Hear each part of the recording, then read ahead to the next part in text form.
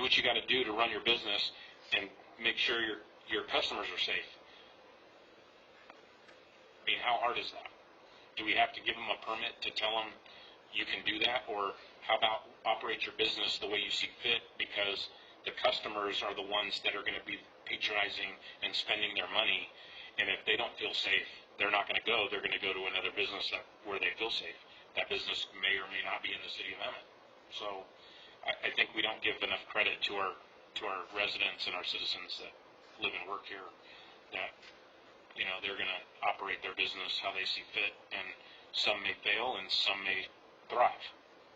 Let me ask our city attorney, put you on the spot. Got two perspectives really that deal with liability. And so if we have knowledge that a business is setting up outdoor dining and we make no effort to regulate that,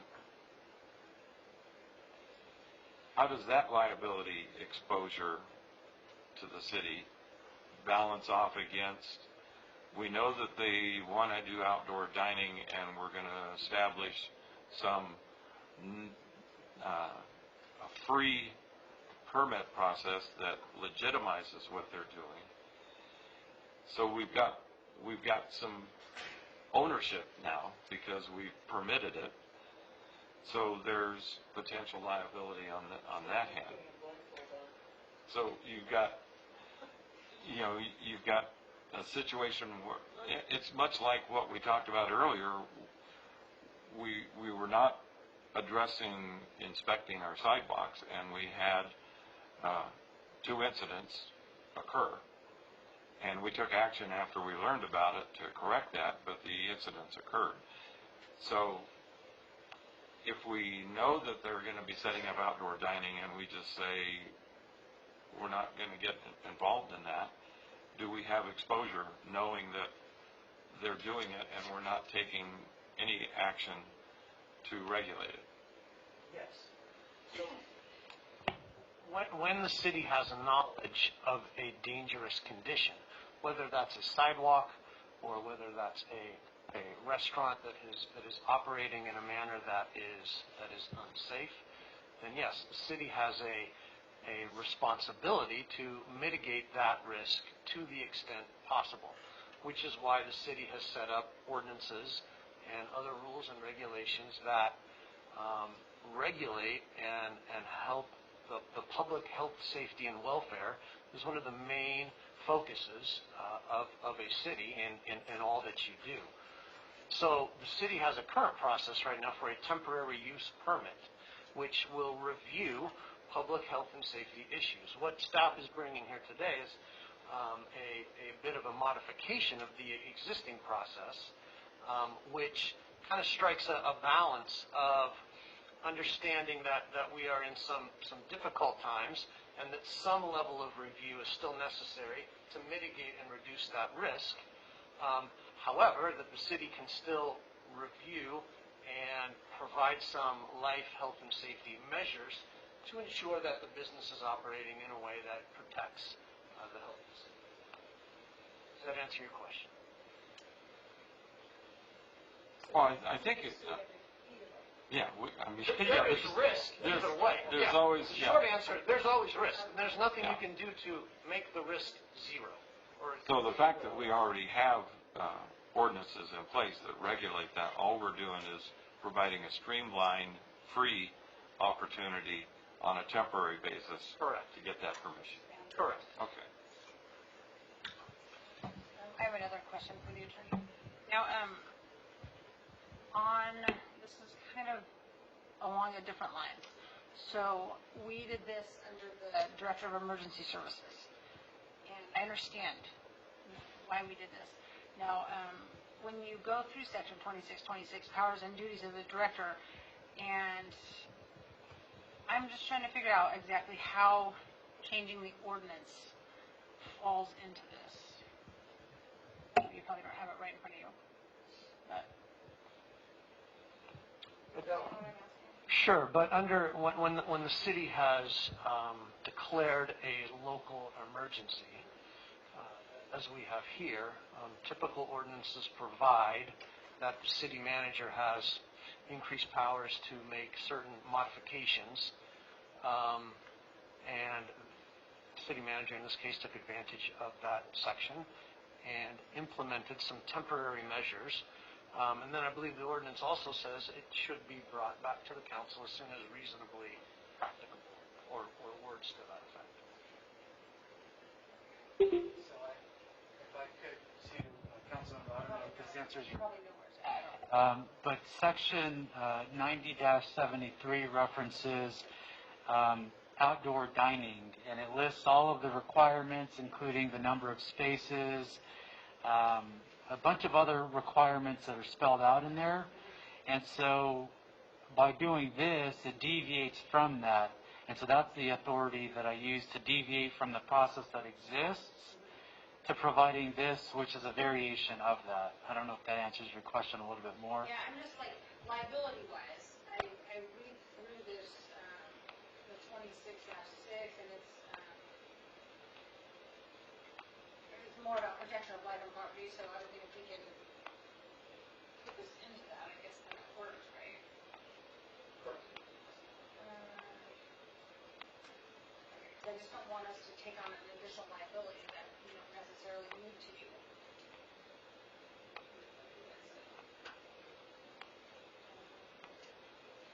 Obtain or supply the equipment and such properties. They can issue rules and regulations on matters reasonably related to the protection of life and property.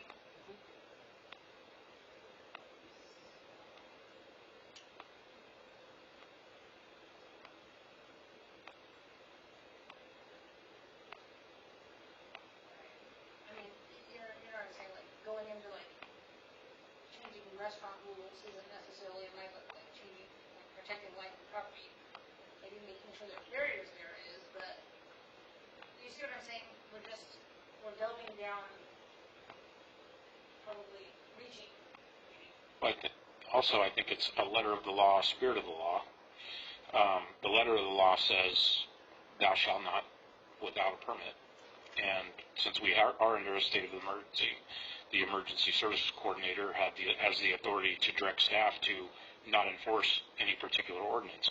I remember back when the housing crisis hit in 2008, that a previous council set policy that said we're not going to enforce certain ordinances based on the way the economy was and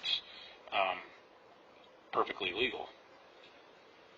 Correct me if I'm wrong. Right, so what this is just a temporary suspension, as the city manager mentioned, of certain sections within the municipal code dealing with outdoor seating and other regulations. So it really kind of comes down to the outdoor seating portion, not the other operations of a restaurant or the day-to-day mechanics of how the restaurant operates. It's just, you have some outdoor seating and you're not. Correct. Now you got options during this emergency to have some outdoor seating if you'd like, and we are going to streamline the process to make it a little bit faster than normally would be.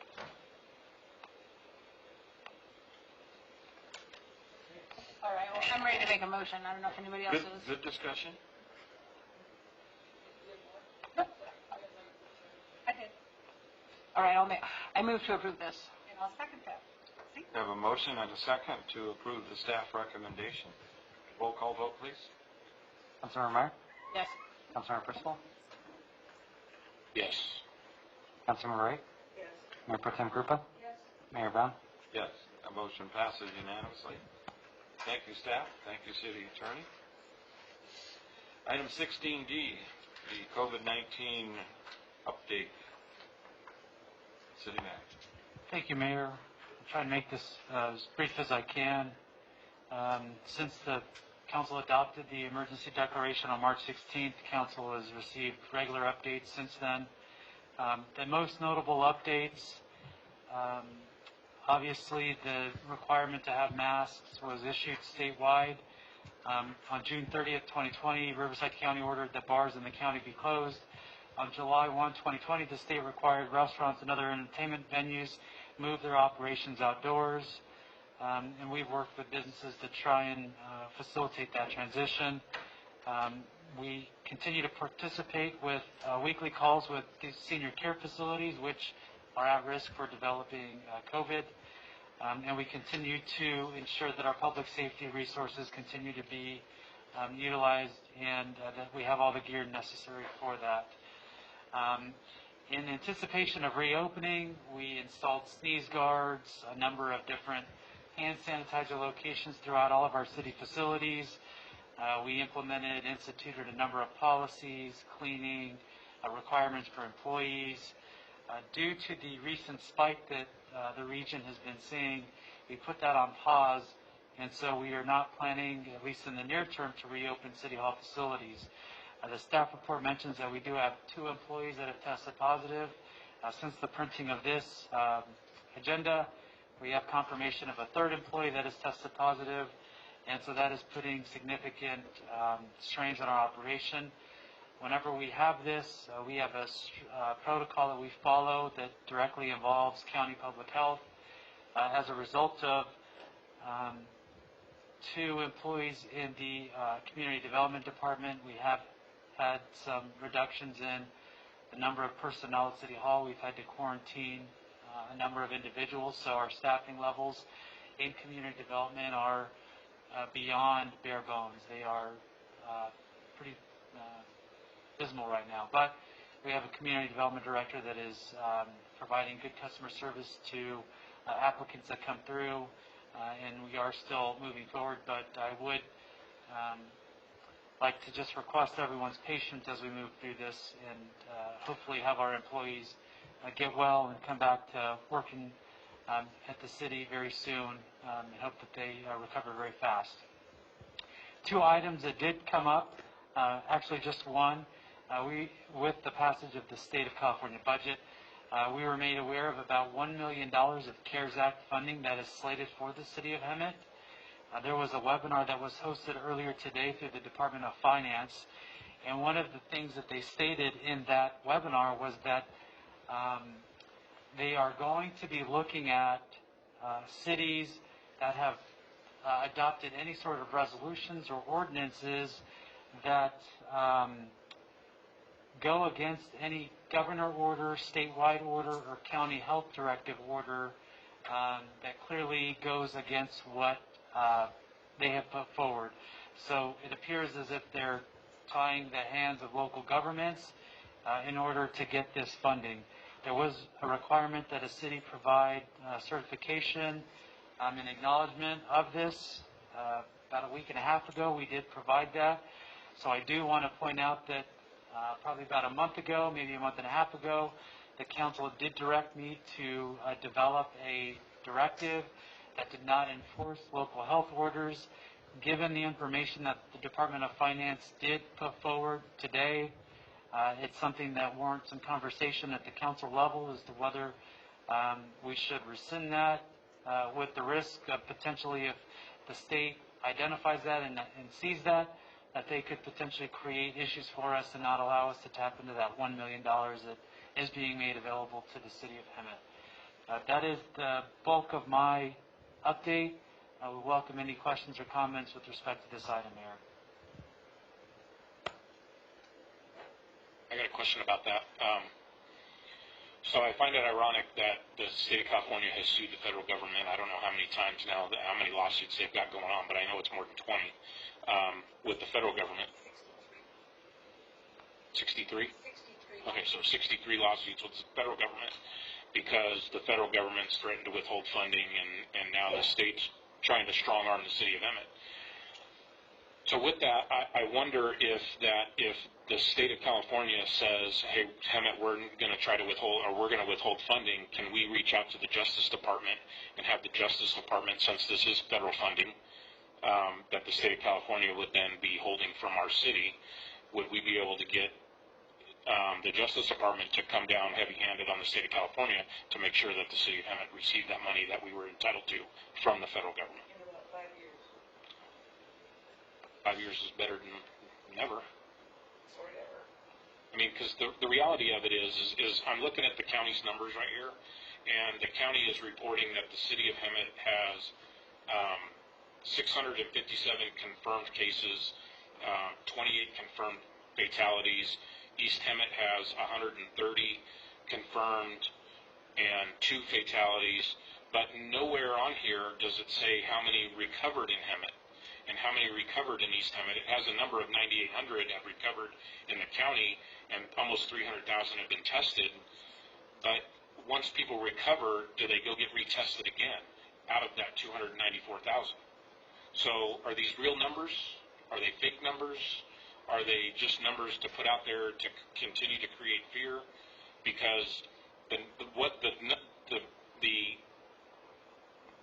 in fact, I listened to an NBC segment on my way here that was played on the radio that talked to 5 pediatricians, one from Stanford, one from Harvard, and then 3 others from other prominent medical schools that all said, and they all said unanimously, that they are sending their children back to school in the fall. Every single one of them. And they didn't hesitate to answer that. So my question is Sacramento doing this for a political purpose? Because there was never, the governor was silent during the riots. Didn't talk about we need to social distance, didn't talk about we need to wear masks, didn't talk about don't go out there and do that. But so I guess that eating in our restaurants and our mom and pop restaurants and our small and gathering in churches is not acceptable, but rioting and looting and protesting for a leftist movement is perfectly acceptable. And it's funny that when all of that was going on and it was okay from the governor, that now we've got a spike in cases, but it didn't have anything to do with that. It had everything to do with people going to restaurants and people going to church. But it's funny because people only started going back to church like last Sunday. So I get what you're saying, and I know that we need to be cautious we need to tippy-toe for Uncle Gavin, but it's ridiculous. And to be honest with you, I think there's a term, it's called extortion. Am I correct on that, Mr. City Attorney?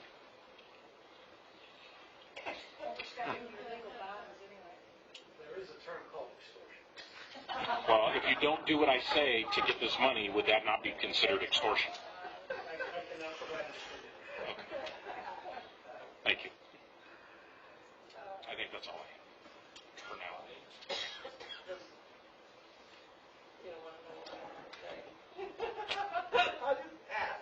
Okay.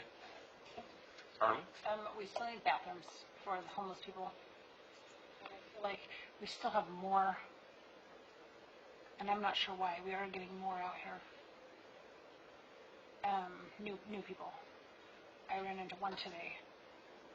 And then there are apps available, and I don't know, maybe you guys have already looked into this, but different businesses that have used apps for employees, and they're about $50 a month.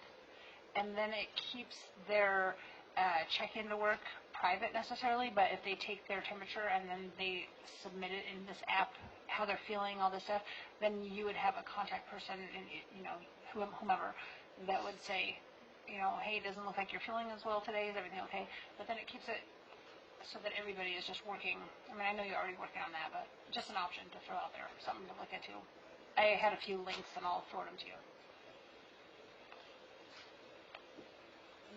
Pay for it too, since we don't always have it, right? I have my own issues with the CARES program. Big cities get $68 per person, or 86, either 68 or 86. In small cities like us, anybody under the population of Riverside gets $16 per person. So the needs are the same. It costs, apparently costs us less money than it does big cities to take care of any of the issues that we have. If they wanted to be fair about it, they're giving us X number of dollars divided by 40 million people in California. It comes out to like $12 a head. So give $12 a head to the cities and the counties, and everybody gets an equal amount.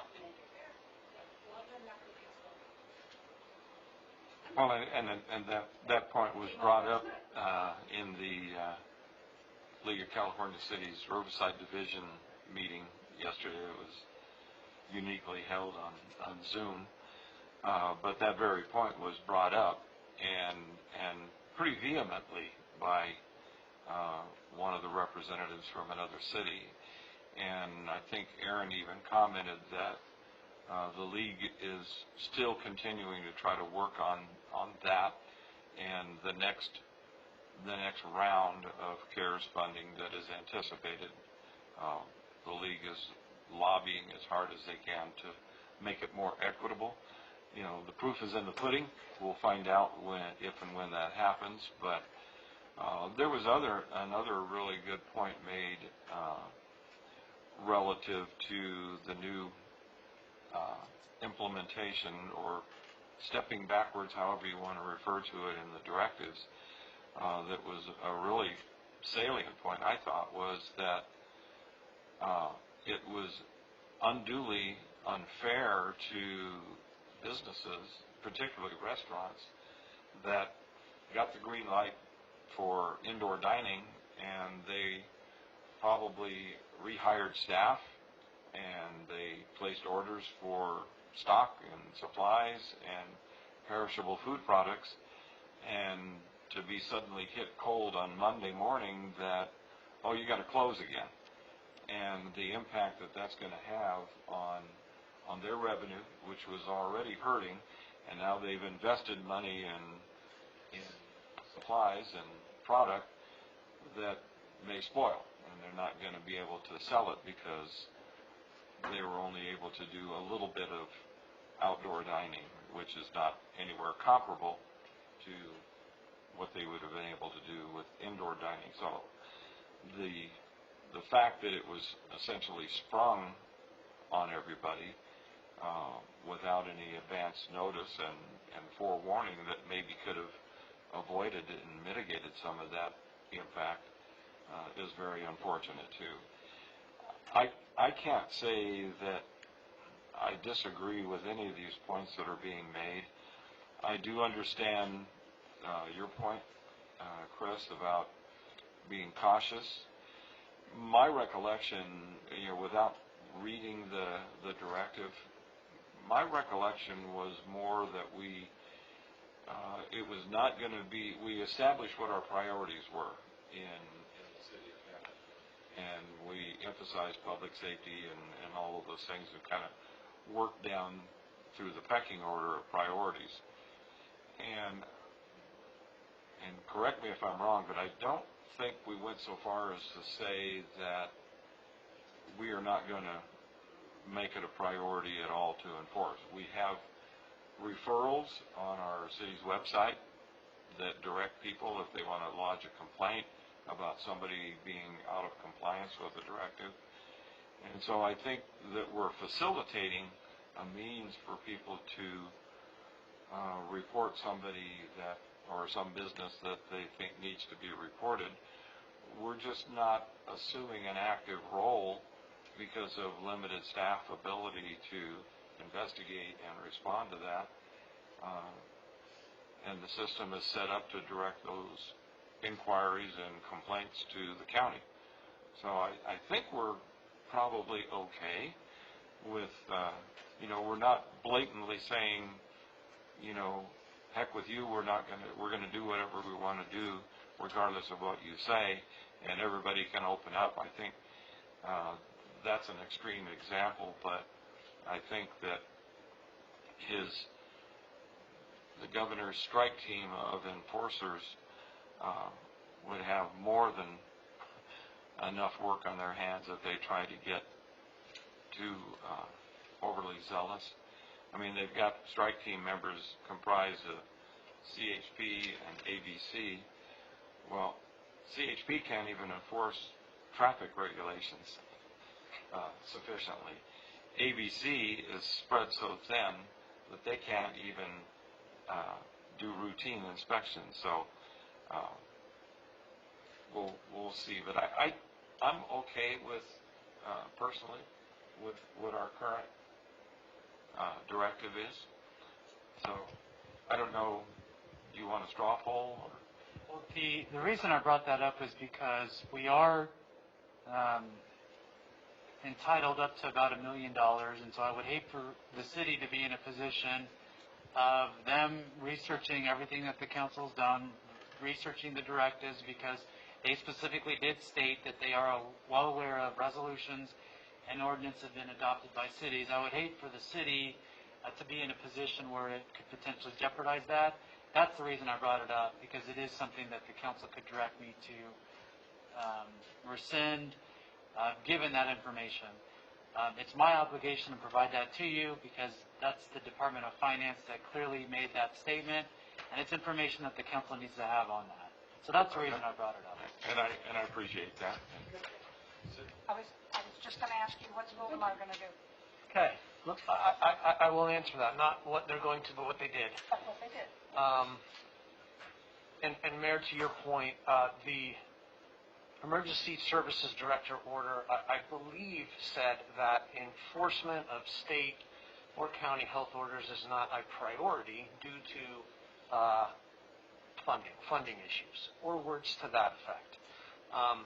So then the question is, well, if the state comes in and audits and reviews that document, is that enough of a statement for them to come to the conclusion that, well, now the city of Emmett does not qualify for the funding? I don't know, and I can't answer that question. And you said it best, it's probably okay, but the state hasn't provided that specific guidelines or that specific direction on, is that enough, is that not enough? I think the city manager's point, and probably my point, is it at least raises the question. It at least raises the issue of a potential where the state could come in and look at that directive and say, well, that is enough. Now you don't qualify for the funding. So the second question, what did the city of Wildemar do? The city of Wildemar held a council meeting last week. They rescinded their resolution based on the fact that there is some level of risk, and they wanted to just remove all doubt and not place or not have the risk that the city would not be eligible to receive reimbursement funding. Thank you for that perspective. So what's your pleasure, council?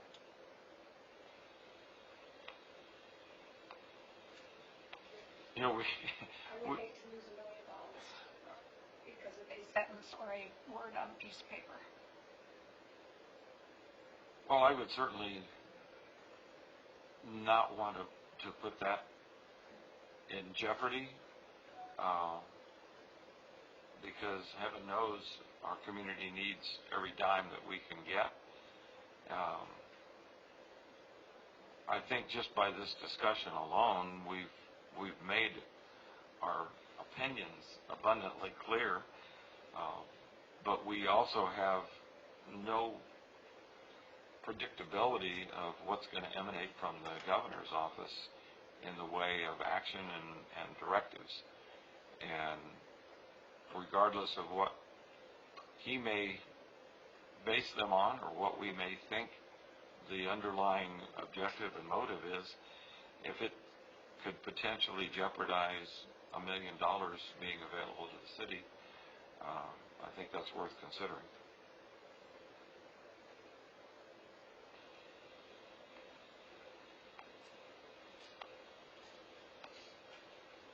Well, what's the other fallback? Is it, well, I have a question for our police chief. Mr. Police Chief.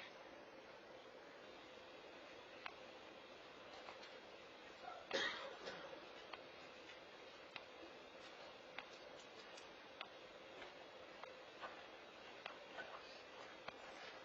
please note and remember that I called you chief, not captain. I will. Thank you. Good evening. Have you overheard any of our conversations? Yes. that we've had? Okay. My question to you is, if we rescind this directive that was approved a month or two ago, will it change anything that your department does as far as enforcement of any of these state rules and regulations? We're going to fully educate people and ask for compliance. And I think that's what we've always done. Yes. And if they don't comply? We ask for compliance or educate. If they don't comply, there's a county order to submit any type of report to county council or that public health department. So here's my concern. Somebody doesn't wear a mask. You tell them to put a mask on. They don't comply. Now we have a potential 148. They get arrested. We've now criminalized somebody for not wearing a mask by order of the public health officer, by order of the governor. But yet at the same time, the governor is releasing criminals from state prison, and criminals are being released from county jail. My opinion, we're not going to arrest anybody for a mask, and that's what I put out to my troops. Thank you. You answered And my did I understand you correctly, Chief, that you said that you would advise them and ask for compliance, and if they refuse to comply, we would refer them to the... I'm referring to other situations that may occur, large gatherings or things like that, businesses being open, inside businesses that are open that should be closed. We would refer them to county public health.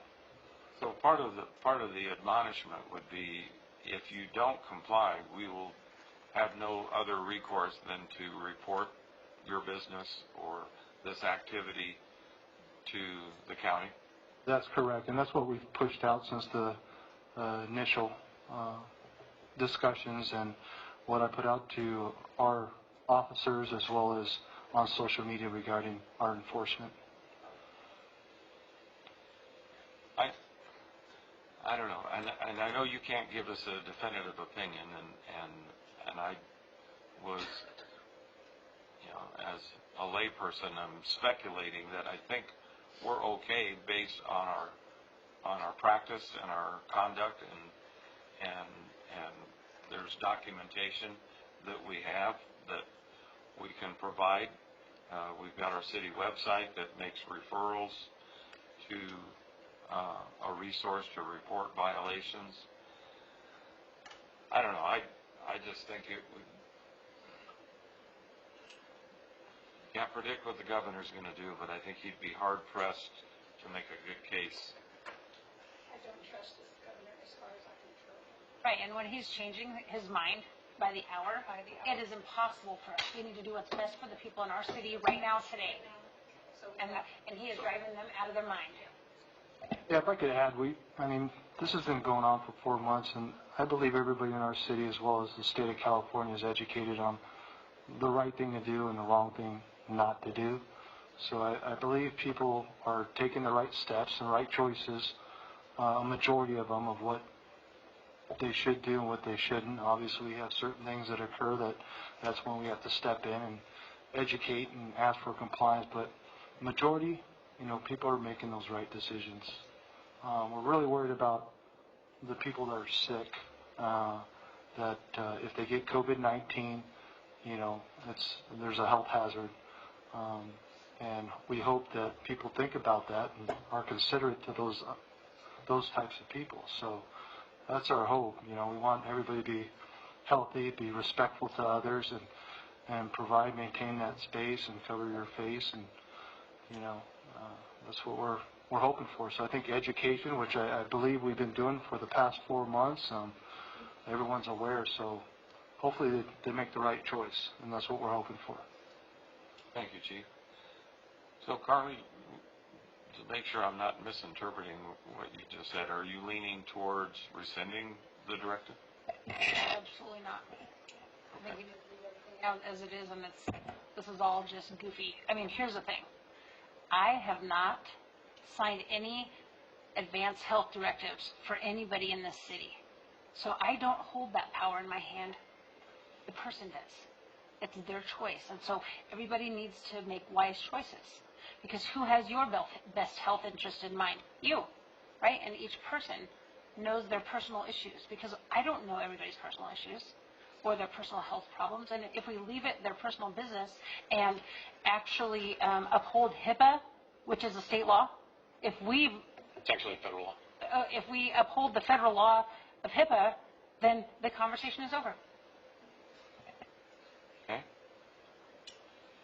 If I could, real If I could say something real quick before the chief leaves, I just want to say that I don't want to sound like I'm being combative, but and I agree with what Carly's saying, is that people need to know if you're sick, stay home.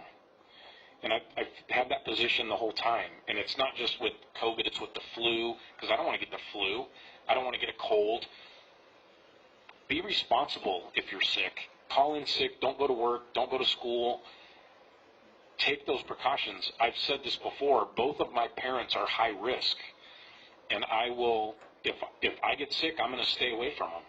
I'll call them on the phone. I'll do a Zoom meeting. I did a Zoom meeting with my dad. So I don't get near them. I want them to be protected just like I want everybody else in our community who's high risk. It's the healthy people that need to not be quarantined, because this is like the first time in history that we've ever did a mass quarantine on healthy people, which is unprecedented. So I know you guys are doing a great job. I know you guys are challenged and are trying to work through all the challenges with the changes that are coming out every day. I get that.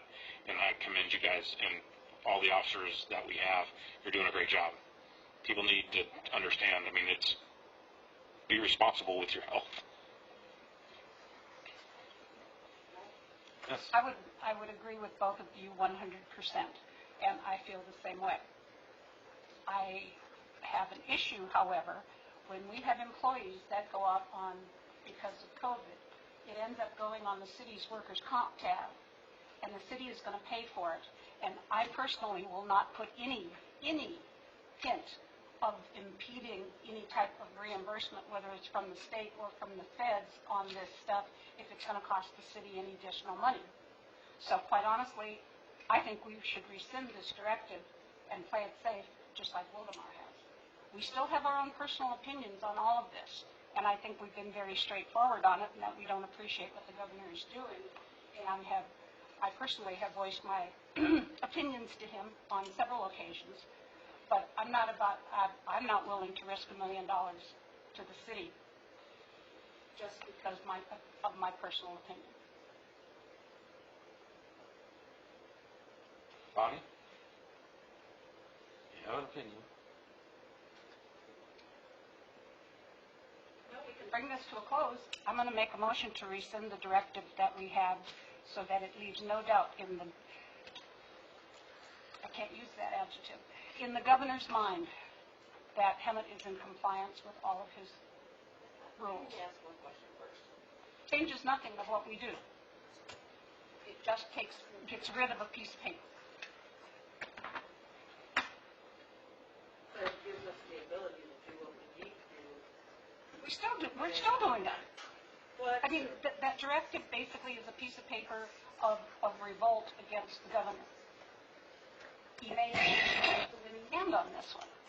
The piece of paper, and we talked about this in our meeting, which we need to go back to YouTube again and watch the meeting, was for the peace of mind for the people that live in our city.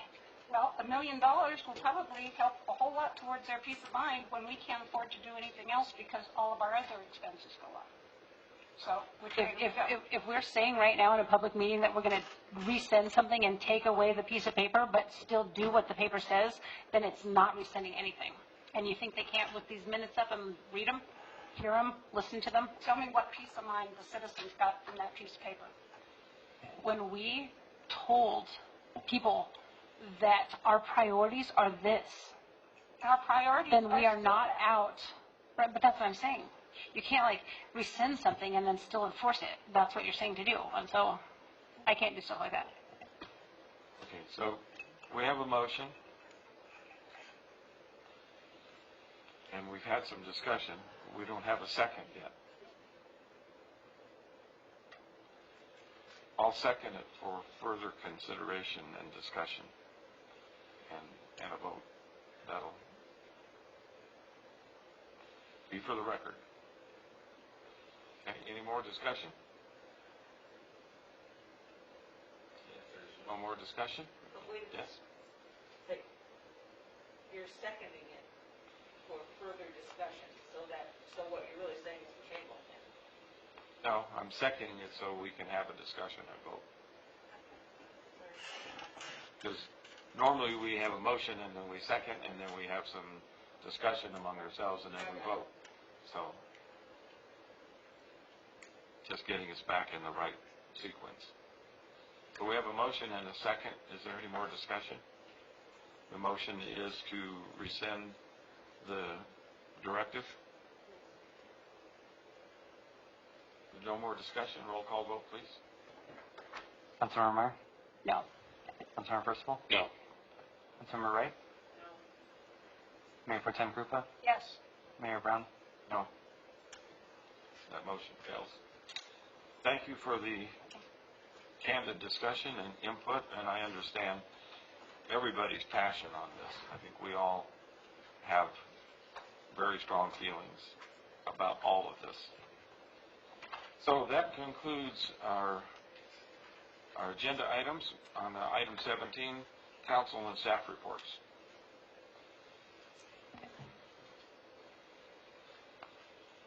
Councilmember Meyer. All right, I have one report to give, and it's a future agenda items report. We were able to finish number 12 that was only on there for 2 weeks, so that's excellent.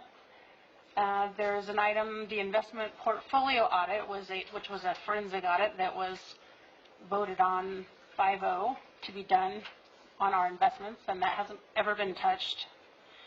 And there's several on here. Oh, the allocation for fire department overtime from Measure U was the same time as number 12, and now that budget year has closed, so that's awesome.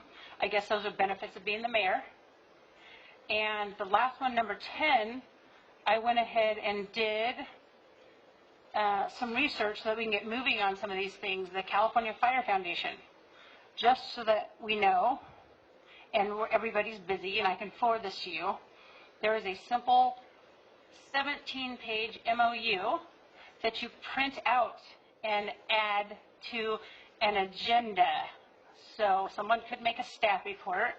I can type one up. I can make a council report. I could type my report and put it, oh no, I'm not the mayor. But our responsibility in this MOU is to simply be accountable for keeping inventory of safeguards. And I bring this up today because now we've had another fire where a family's been displaced, and we could have given them a gift card. That's like the hardest job ever, right?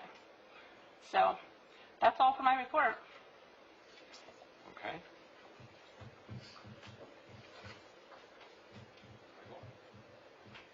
RCA was canceled, so I have nothing to report.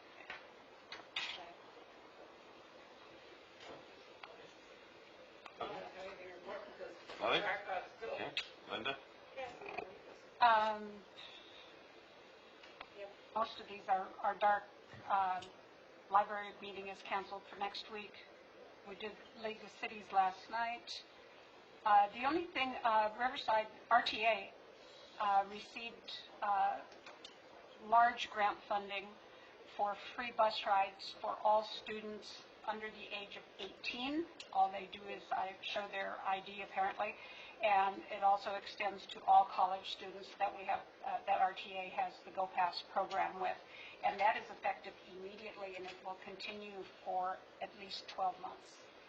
And Bridget Moore, council member from Wildemar, was very involved. She is the chair of RTA this year, and she was very proactive in getting that grant passed, and the board accepted it. So kids can ride the bus free, and college students can ride the bus free. So, and that's it. The only thing I had was Western Community Energy Board, and we got an update from Tyler Masters, so that was more thorough than anything I could share at this stage. So, Ad-Hoc committee reports. Florida Avenue, SR 74, nothing. Except aggravation. Is what? Doesn't report, but aggravation. Lines everybody up nice for in and out. And council protocol ad hoc committee, we did meet briefly on that, and we're going to be scheduling follow-up meeting next week to hopefully get something onto a future agenda for us. So, city manager. Thank you, Mayor. I have a couple updates. wanted to thank and congratulate a couple individuals in the fire department, Chris Galetta and Dan Lamey. They will be retiring, leaving our agency, so I want to thank them for their many years of dedicated service and commitment to our community. So congratulations and best wishes on your next stage of life. So appreciate all the work that they've done. And then finally, too, I would like to encourage the council, if there's any questions on agenda items, please reach out to my office. I know that for the council members that I have regularly scheduled standing meetings, they're very productive. I know that there are questions that are asked.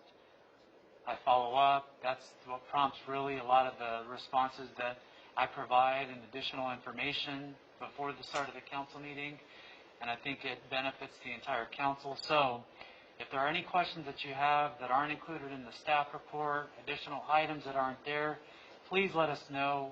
We try and be as comprehensive as we can, but there are always other questions that the council members have, and I would just encourage the council to ask those questions, allow us to follow up, and allow us to provide all the additional information. It's very difficult for me or staff to come up with information that is on the fly, that requires reaching out to other agencies, so please let us know. We're happy to assist and happy to help. That's all, Mayor. Thank you. Thank you. Future agenda items. Farley did bring up item 12. I think that was resolved tonight. And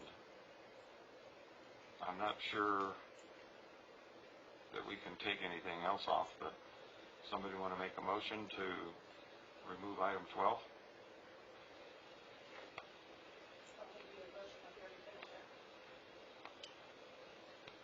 Don't we need a motion to take? Yeah, we typically remove them and added them with the vote of the council. I'm sure that everything has been taken care of.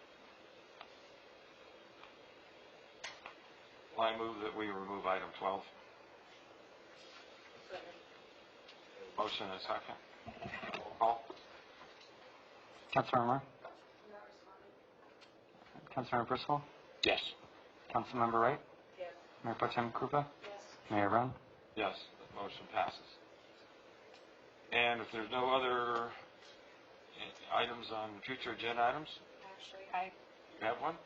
have two, may not necessarily need to be future agenda items, but one is to look at the City of Hemet's fireworks ordinance and quite possibly increase the fine level. But I also found it was really interesting that this Board of Supervisors was voting today on increased penalties and such for illegal fireworks in Riverside County. And there are 5 cities in the desert that allow legal fireworks. Cathedral City, Coachella, Desert Hot Springs, Blythe, and Indio. And their nonprofits make buku bucks selling fireworks in their communities and into the 5-digit $50,000, $60,000 that these people net, which is good for the nonprofits, but then they come back and they blow them off in our city. And I understand this year was hopefully an anomaly and that regular enjoyment will go forth next year on the 4th of July. But I really think we need to look at our ordinance. It's probably very old and outdated. And Mr. McPherson brought up a very good point on the Christmas parade, and that we should be looking at how we can bring it back downtown and then just put it on side streets so that people can line up on smaller streets and have more interaction with the parade instead of having it go down a state highway. Let's have a good on Stetson. Hey, why not?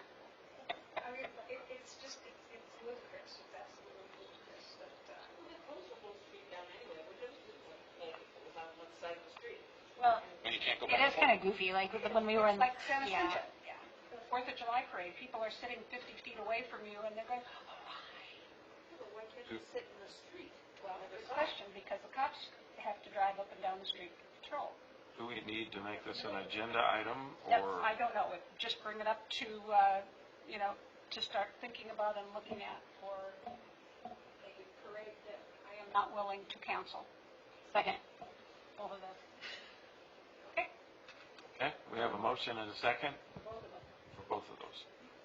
Thank To you. review the fireworks ordinance and review the Christmas parade. Roll call vote? Councilmember Meyer, Yes. Councilmember Percival, Councilmember Wright, Yes, we're gonna make it quick on Christmas parade. Yes. It'd be like I know, Christmas is right around the corner. Mayor Pro Tem Krupa, Yes. Mayor Brown. Yes. Unless Christmas gets canceled this year. It probably will. Okay, with that, we stand adjourned. Thank you very much.